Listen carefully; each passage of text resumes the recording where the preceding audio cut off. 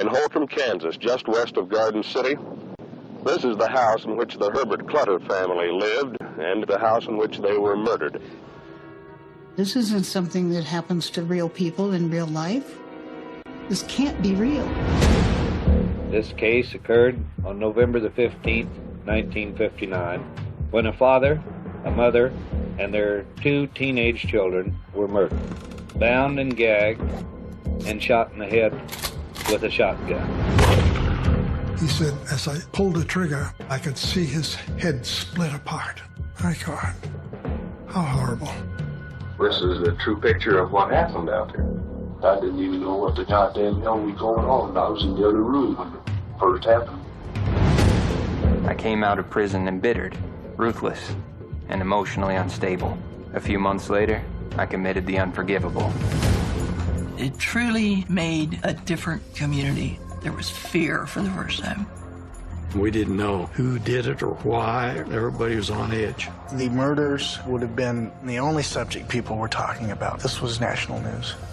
You can't separate in cold blood and true crime. There will never be another book like this one. Everyone knows of the impact the book had on journalism, on Kansas.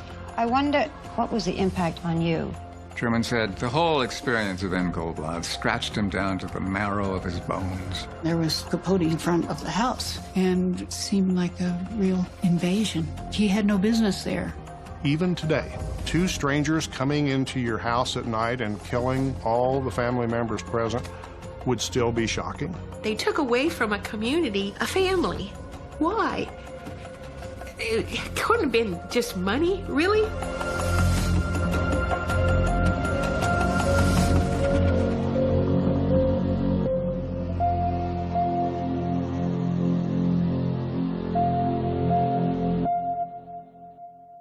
All right, my name is Ann Jones, and this is my husband, Bob Jones. We've been married for 51 years and live in Garden City, Kansas. And that's the end of that story. You're a lot of help, Bob. Well, I grew up in west of Holcomb. Holcomb was unincorporated, and it was small, and Main Street was a dirt street. The front door of the post office never was locked. You could get on your Stingray bicycle and ride to the park or our local zoo or any place you wanted. We didn't fear anything. I remember riding horses in the sandhills all by myself. I thought nothing of it. I'd get on and go. You would go to the grocery store and you'd see people that you knew, and you didn't really know a stranger. It was a good place to live. And the Clutters were a vibrant family, and they were a prominent family. Ivana and Beverly, the 2 oldest girls, or surviving girls, were just real leaders, both of them. Beverly was in nursing school, and Ivana was married and living in Nebraska. When this tragedy happened, Ivana was 23 and Beverly was 21. And that's so young to have to deal with all of this. They felt like if we don't give any interviews, then we're not going to sensationalize it even farther, so it will just go away. You know, that whole story will just disappear. But this story just doesn't ever want to go away. And so I think to correct some of these misconceptions that people have had for a very, very long time, I'm okay with that. Who were these people and what have they passed on to us? Who was Grandma? Who was Grandpa? Mr. Clutter. He's a great guy. He was easily met. When you walked into a room, he wanted to talk to you. Uncle Herbert was my mom's favorite brother. One thing that I think of always is just that feeling of safety. You know, being in Uncle Herbert's house or in his company felt secure, and you felt as though you were in good hands. Herb was active in the Methodist Church and active in the Garden City Co-op, and he was a pretty large farmer. This is River Valley Farm, owned by Herb Clutter. He has slightly more than 640 acres.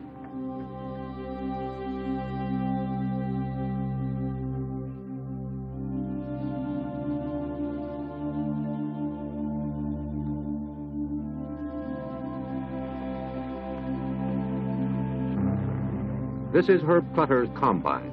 It reaps, threshes, and pours a stream of golden wheat out the spout. Herb Clutter explained. This is only a part of the machinery needed to operate an ordinary-sized farm, and in order to make these farms economical, you certainly have to have a farm big enough in order to use this machinery efficiently and pay for the investment that you have. He was very well thought of in agriculture. The family made a big difference in Garden City and was well respected. And it was devastating, the Sunday morning when we heard the word that they had been killed.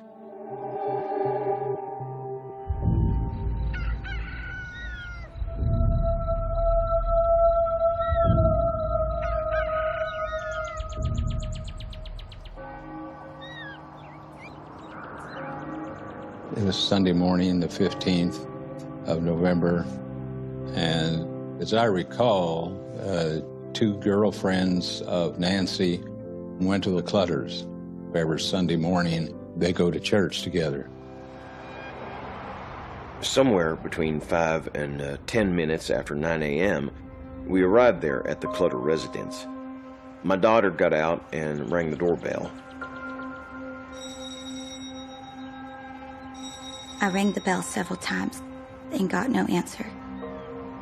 I went around to the back door and knocked. We saw that the cars were in the garage and everything looked normal. The Ewalds came to our house and wondered if we knew where the Clutters were that morning, and we didn't. So we called the Clutter house. No one answered. So she said, well, I'm sure if Nancy Clutter had gone someplace, she would have called me first. Let's go out. Maybe they're still sleeping. They went off to the Clutter house, rang the doorbell, nobody came to the door. They opened the door, it was unlocked, and they went in yelling, "Nancy, Nancy, it's time to go to church." We could see that they hadn't been out because the kitchen was untouched. There wasn't any dishes. Nancy's purse was just laying next to the back door. It was open. I went through the kitchen, then we got to the foot of the stairs. I still received no answer, so we went upstairs. Susan was a few steps ahead of me. She looked in Nancy's room and screamed and ran out of the house. I didn't know why she screamed, so I went on into the room. I saw Nancy in bed. I thought she was just sleeping or something, so I went over to shake her to try to wake her up. Then I saw blood all over the wall. The first thing that entered my mind was to get an ambulance. I went in the back door and went to use the phone. As I reached for it, I noticed the receiver was off the hook. Then I noticed that the phone wires had been cut. I immediately got in the car, went to a phone and called the police. I told them that something was radically wrong at the Clutter residence.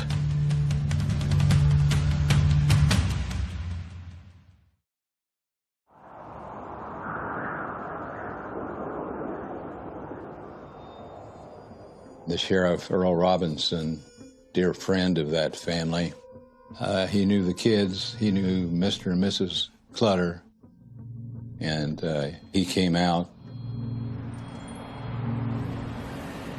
And now we're entering would have been the private property or the private lane of the Clutters, basically the driveway to their residence.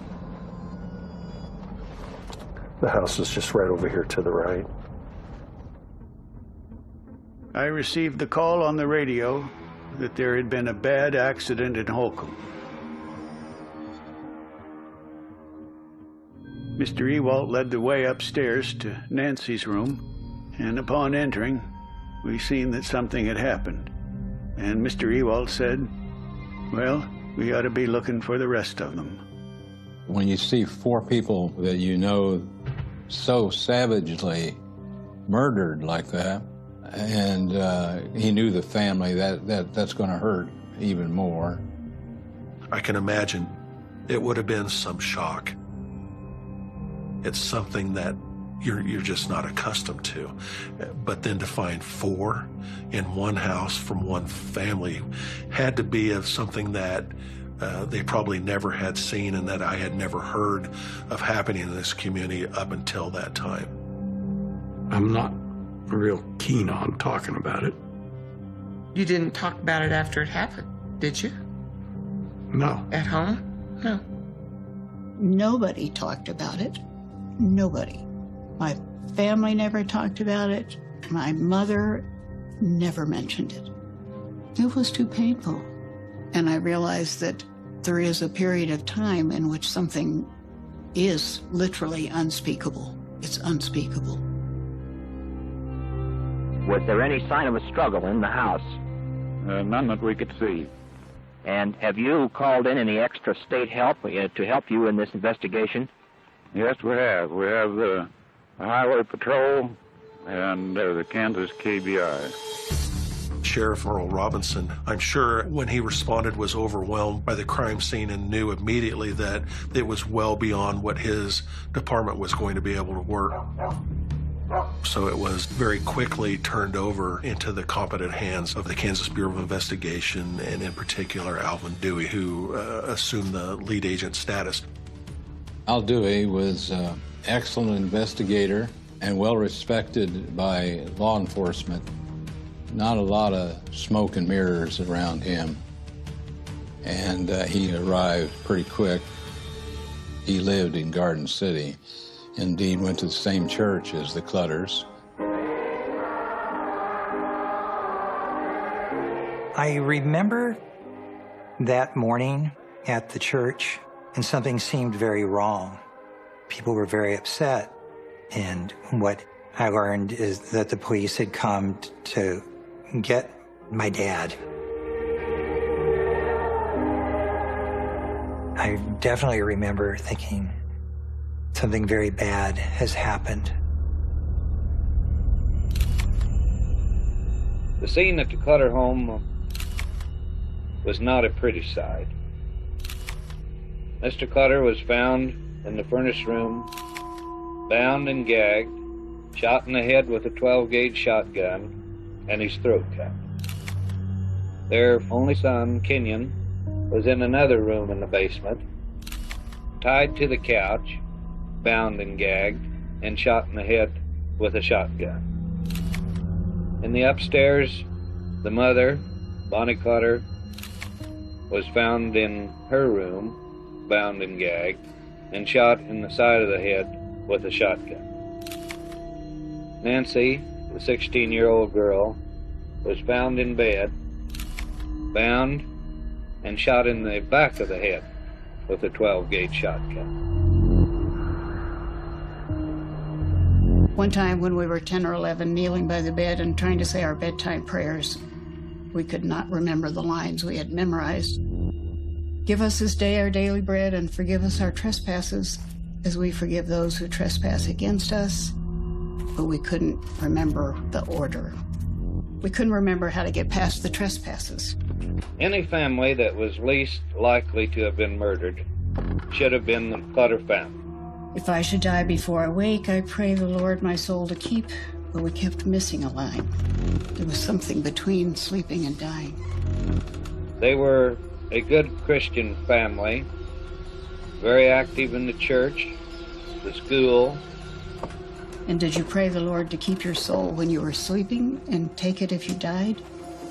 Or did he take it while you were sleeping and keep it if you died? Because of the family reputation and their standing in the community, we were at a loss as to why these vicious, brutal, and senseless murders had occurred.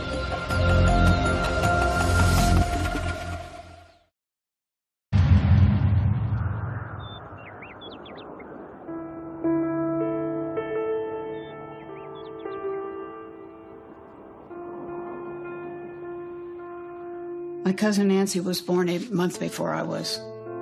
Though we were the same age, We just sort of grew up at the same time in sort of the same ways, except her life was very different than mine. Anyway, these are some letters. This is 1958, so this is a year and a half before they died.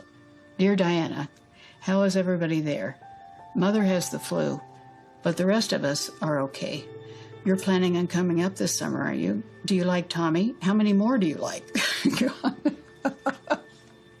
Gone to many parties lately, she says. Boy, I have. We had 3 Friday. I had one that night after the ball game until 12. The whole high school was here. That last summer, she had just redecorated the basement, so they did have a lot of parties at their house. She was responsible, like all of the family members, in terms of doing things in the community and going to church, and, you know, she was a good student, but Nancy had a mind of her own, that was for sure. I told Bob Friday night that I wouldn't go with anyone else anymore, so I guess we're halfway going steady. Mother doesn't know it. The things he says to me, wow. Love Nancy. She was boy crazy, you know, but she really liked Bobby Rupp. We were in the same class, so we knew each other from first grade on.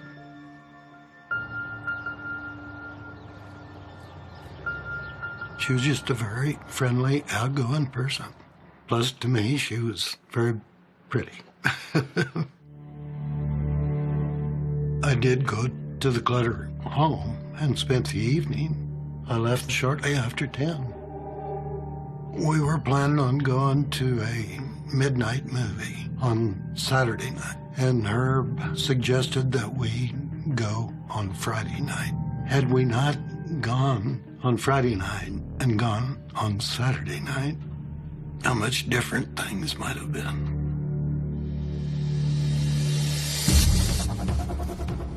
Do you have any leads at the present time on who might have committed this quadruple murder?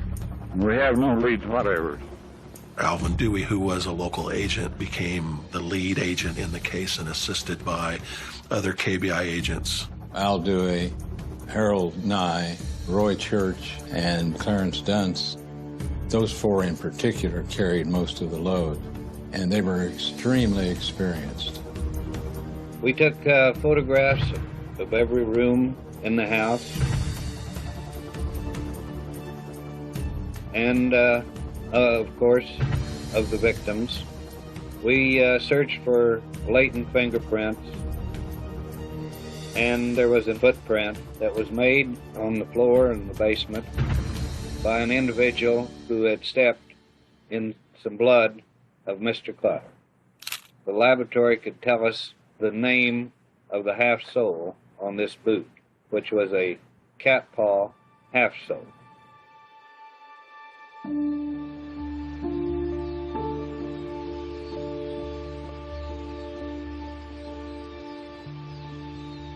On Sunday afternoon, my parents were still out fishing in their boat.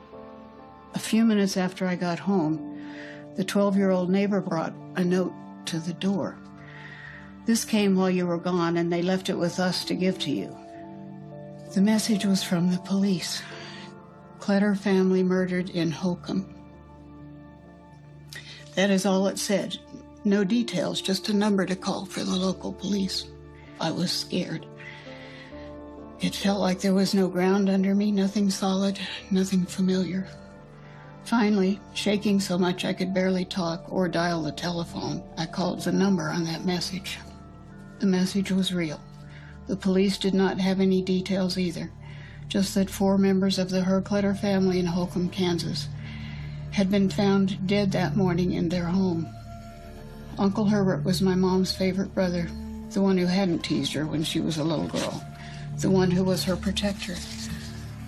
How could I tell my mother that her brother and most of his family were dead?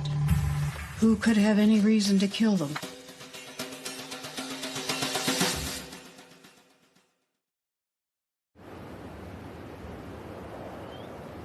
We find that murder is usually committed for a definite cause. That is, during a robbery, a rape, or because of a grudge. The only thing missing from the Clutter home was a little portable radio and a pair of binoculars. When you look at that type of a crime scene with 4 people killed and you see minute items taken, that's usually an afterthought. There was a different motive that brought them to that house than a transistor radio and a pair of binoculars. There was a supposition early on that it must have been somebody local or somebody who knew the Clutters, because there was a certain brutality to the murders, as if there was some personal vendetta. We didn't know who did it or why, or whether it was local or... So, you know, everybody was on edge. My father worked at a hardware store in Garden City. By noon on Monday after the murders, his hardware store, and probably every other hardware store in town, had sold out of locks. There was an atmosphere of fear. People were scared. Maybe it was somebody that they saw when they were walking down the street or at school or in any business. The Clutter case happened when 1 in 3 homicides were committed by someone, associated or a family member. So, of course, they had their general pool of suspects emanating from the family out to the associates out through the neighborhood. On the afternoon prior to the murder, Mr. Clutter took out $40,000 worth of life insurance, double indemnity, and as a result, his 2 remaining daughters are $40,000 richer today than they would have been. But in our investigation, we found that this insurance deal had been in the brewing, so to speak, for several months. That theory was quickly eliminated. Bobby Rupp was under investigation. Informants said that Mr. Clutter had not approved of him. We had to take into consideration the position of Nancy Clutter's body. She had been shot in the back of the head, while the other 3 members of the family had been looking at the individual that pulled the trigger of that shotgun. We had to think about the boyfriend, someone that could shoot the other members of the family, looking them in the face, but couldn't do it to Nancy.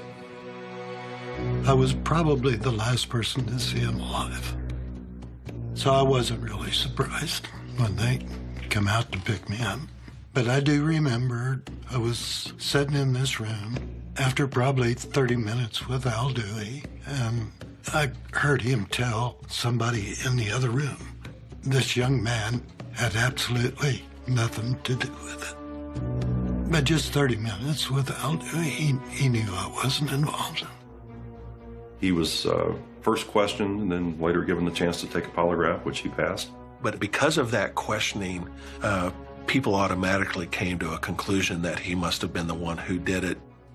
Kids at school treated him differently, so much so that he eventually ended up transferring from Holcomb High School to Garden City High School just to get away from it. They were receiving lots and lots of tips that they were following up on, and the majority of those were friends or acquaintances or even business dealings with Mr. Clutter from this area. Herb Clutter and I were very good personal friends, as well as working together.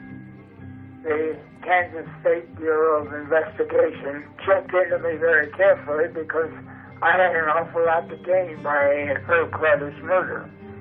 But the night Herb Clutter got murdered, I was on my way to Chicago in an Army National Guard airplane. So I had a perfect alibi. You know, from a law enforcement perspective, once you get beyond 72 hours, it goes advantage criminal. The ball is shifting to their favor because they've had more time to put distance between them and the event, to get rid of any evidence that could tie them to the case. So those first 72 hours is your best time of finding those connections. And in this case, the 72 hours had passed and still, there's no real suspect. The Agriculture Department today released its official estimate for this year's winter. I just finished washing when I heard a newscast start. But once again, the weather could ruin the whole picture. Nothing was mentioned about any killing. And I wondered if I'd only dreamed about the Clutters. Maybe I hadn't been involved in killing anyone at all. I'd thought about the blood on the floor of my car. If I'd only dreamed about the Clutters, there definitely wouldn't be any blood in my car. There really is nothing to killing a person. It happens every day. All my life I've been told I'd never amount to anything. Well, after the Clutter deal, nobody will be able to say Dick Hickok never did anything worthwhile. I'll wait till they catch me, if they do.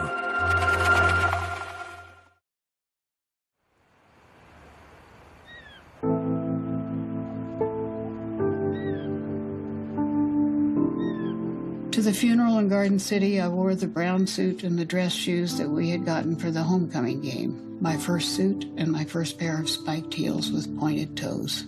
Getting out of the car at the church, I wasn't sure I could walk without falling or tripping.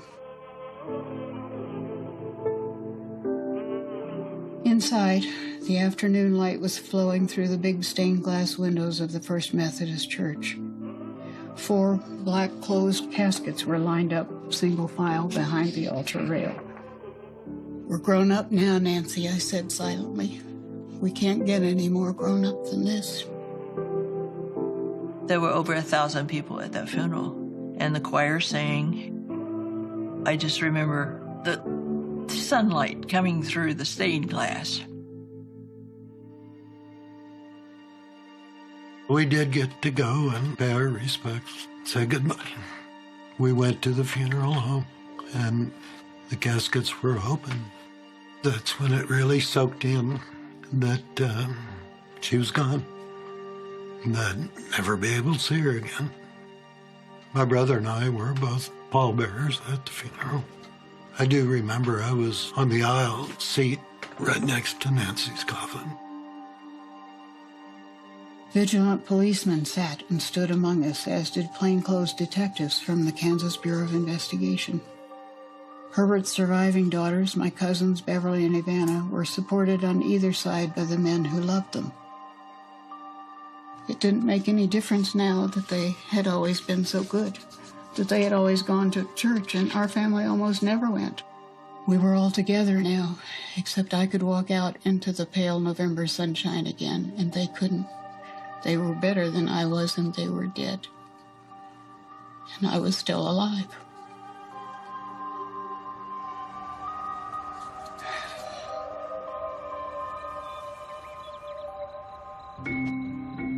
There was a close relationship between Al Dewey and the sheriff and the local media. There was a reward. The amount was $1,000, and it was offered not by law enforcement, but by the Hutchinson News, a newspaper at Hutchinson, Kansas. Calls and bits of information poured in. Some were promising, some were far-fetched, and others bordered on gossip. His partner, Charles Taylor, just has the worst temper. Feud with Pete Preston. Bill Plum says Clutter was not as virtuous as people thought. Someone stole a pickup down here in the... Romeo Hand, who knows how to tie on... Camaro had his foot cut off in an accident at and the is Clutter a very mean individual. Mama said Clutter poisoned his dog. Demo is a mental case who had a dislike for Clutter. And Clutter fired him. Said he was going to get even. In all, 250 people wrote or called with tips. One after another just fizzled. All the leads, all the potential leads just did not pan out. At the end of those basically 6 days, they didn't have a suspect coming to the top, so they weren't finding evidence of people with revenge motives that I'm aware of. After the funeral, some of those practical Methodist aunts decided that we should go to the house and sort belongings so that the girls, Beverly and Ivana, wouldn't have to do it. I think the police should have kept us out of there. I sat there unnoticed in whatever room they were working in. "Elaine, what should we do with this clock? Can Beverly use this in her new house?" How could any of them care what happened to those things? I felt that I was literally trying to hold on to my mind and at serious risk of losing it. When my mother started going through Nancy's drawers and closet, it felt like a violation of privacy. I knew Nancy would not want her aunts or anyone looking through her things. How could the aunts and uncles be in that house and not feel the terror, the isolation?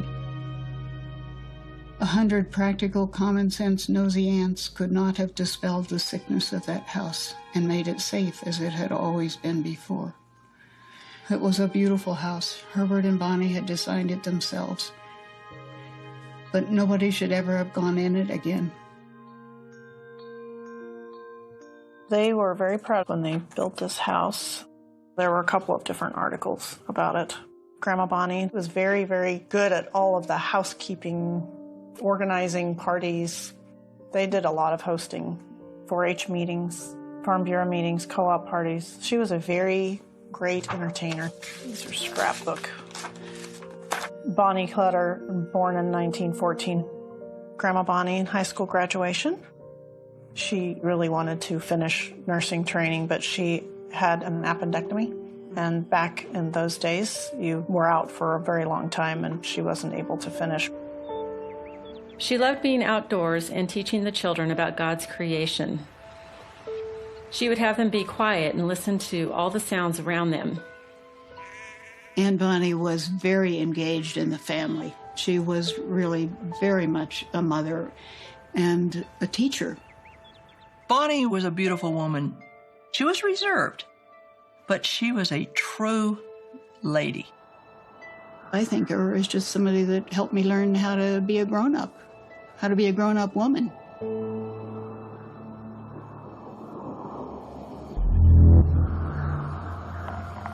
After I got out of prison, I remember telling myself that I just wanted to work for the things every man wants, like a family and the respect of decent people. But impatience and frustration, unreasonable anger and bitterness, these are enemies within. They can only be defeated within. Permitted to age, they'll kill a man, but leave in his wake a creature torn and twisted. I came out of prison embittered, ruthless, and emotionally unstable. A few months later, I committed the unforgivable.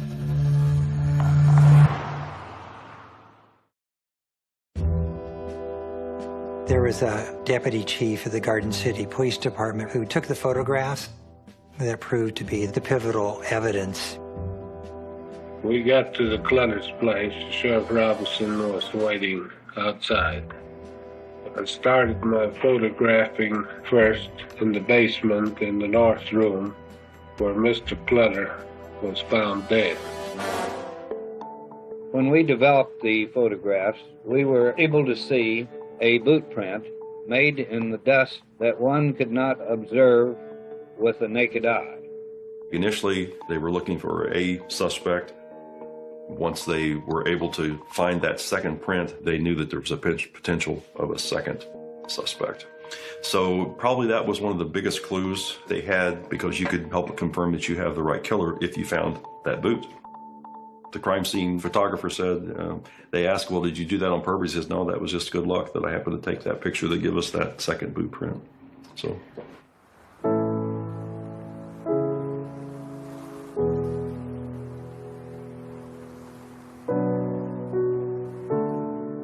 Beverly was asked right after it happened to go ahead and change her name, since they were getting married in December anyway, around Christmas time. So they said it would be really a good idea to go ahead and change your name.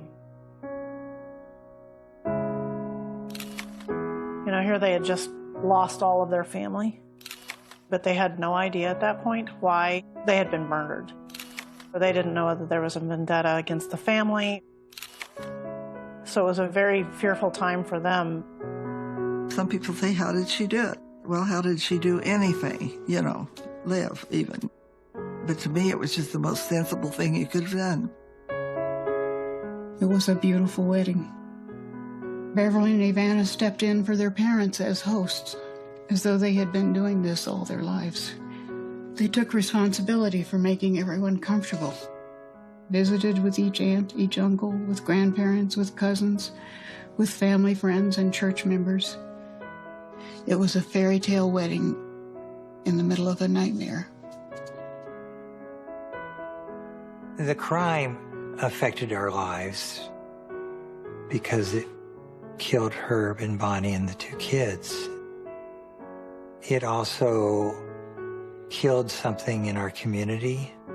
We interrupt this program to bring you a special news bulletin. Some people refer to it as a loss of innocence, but I think it was more of a violation of a presumed safety.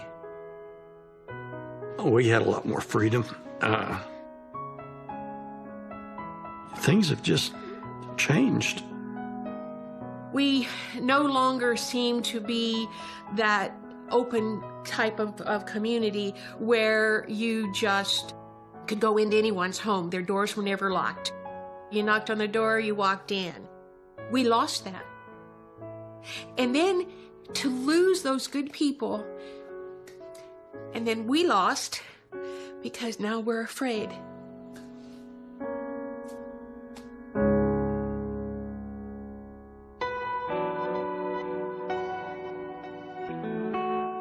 Going back to Kansas for me was going back to be with family. I always loved going back to visit Nancy, of course, and the older cousins, even though they didn't count because they were older. But each one of them, Nancy, Kenyon, Beverly, and Ivana, each one of the kids was special in their own way, and Uncle Herbert and Aunt Bonnie's goal was really to help them grow into the best person they could be. And it was really fun to see Kenyon that summer and to see what he was like grown up. Oh, Kenyon was handsome. And I remember him, I close my eyes and what I see is this tall, lanky kid. He's got a flat top type haircut, wearing glasses. And he was, as I remember him, he was kind of a little jokester. He got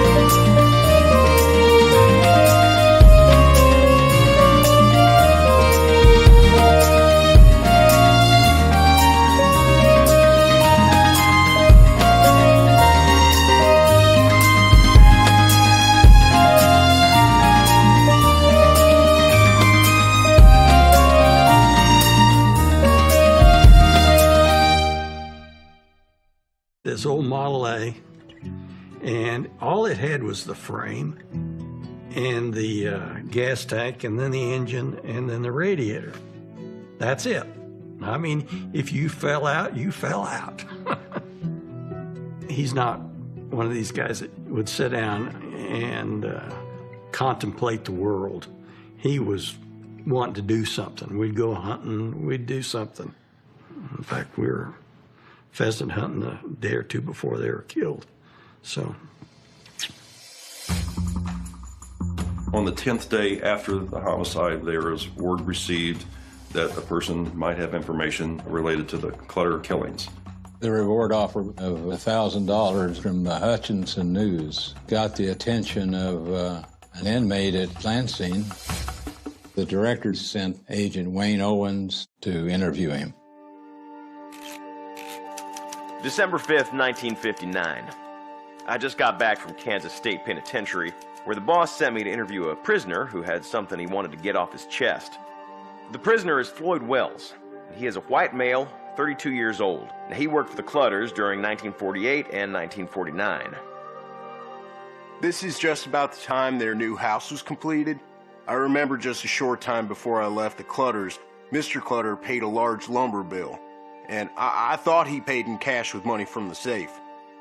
Mr. Clutter made the remark to me that he paid out more than $10,000 that day.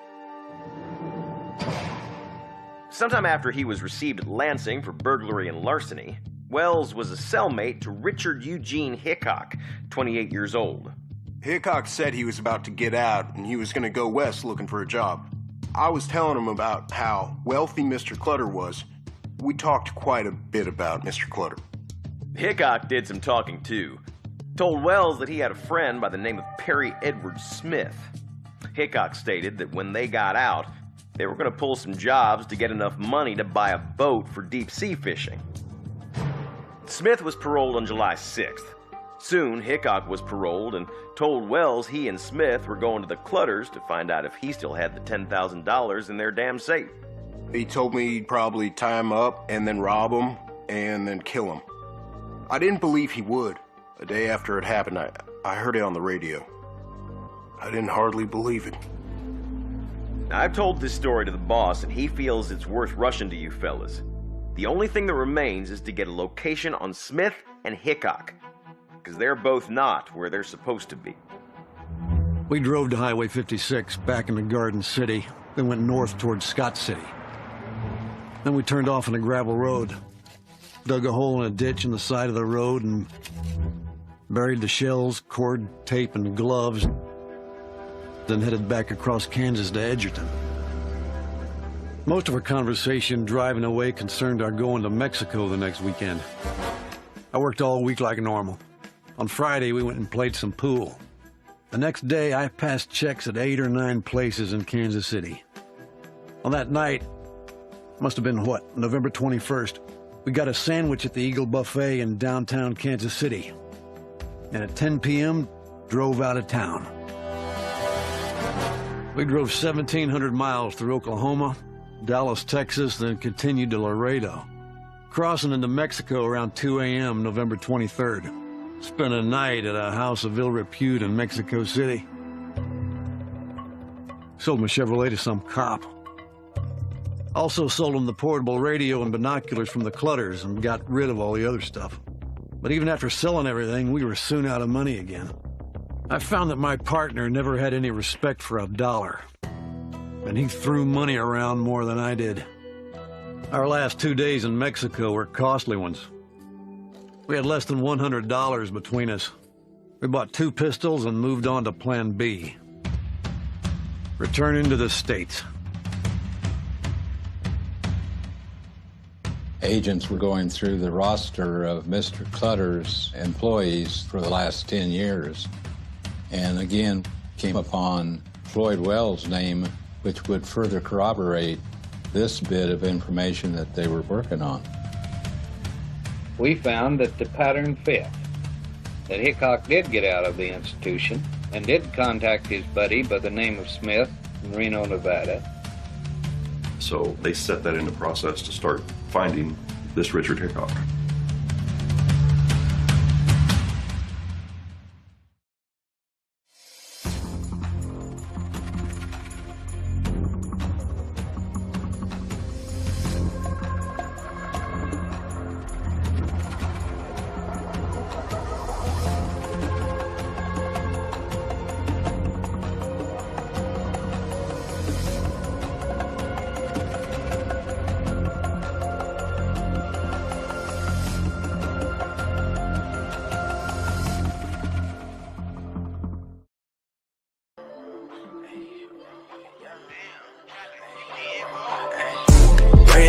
1, but now I ain't one. Switch that over, that's the down.